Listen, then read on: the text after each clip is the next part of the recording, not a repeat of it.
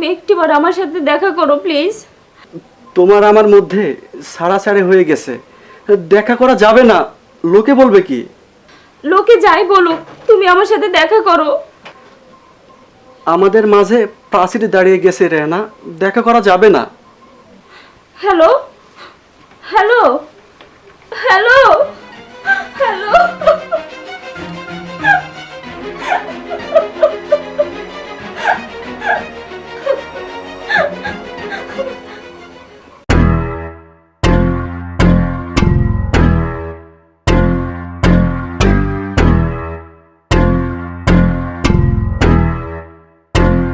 কার সাথে কথা বলছিলে তুমি জানো না?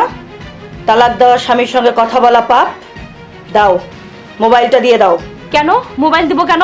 বিয়ে না হওয়া পর্যন্ত তোমার কাছে মোবাইল রাখা যাবে না। দাও, মোবাইলটা দাও। না, মোবাইল দিব না। তোমার ভাই বলেছে মোবাইলটা নিয়ে নিতে। দাও, মোবাইলটা দাও। না, দেব না। ভালো কথায় কাজ হবে না, বুঝেছি। দে দে মোবাইল দে। দেব না, দে বলছি। দেব না। আহা ভাবি, চুলে লাগছে তো, চুল ছাড়ো। দে বৌমা। ভাবি, কি হচ্ছে, কি হচ্ছে সব? চুল ছাড়ো, ছাড়ো চুল। ওকে মোবাইল দিয়ে দিতে বলেন আম্মা। ও চুপি চুপি সিরাজের সঙ্গে কথা বলছে।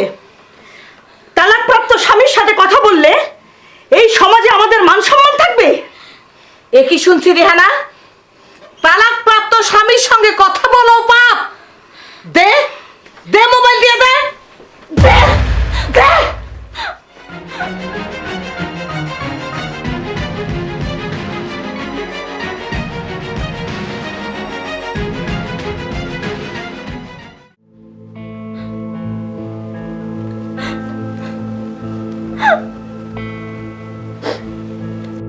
কি হলো, কাঁদছিস কেন?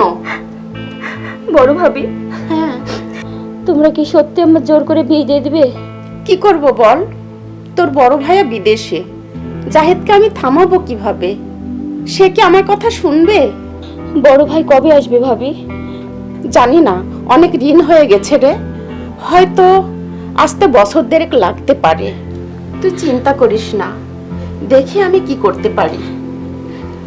তুই ঘরে গিয়ে ছায়াকে লেখাপড়া করা।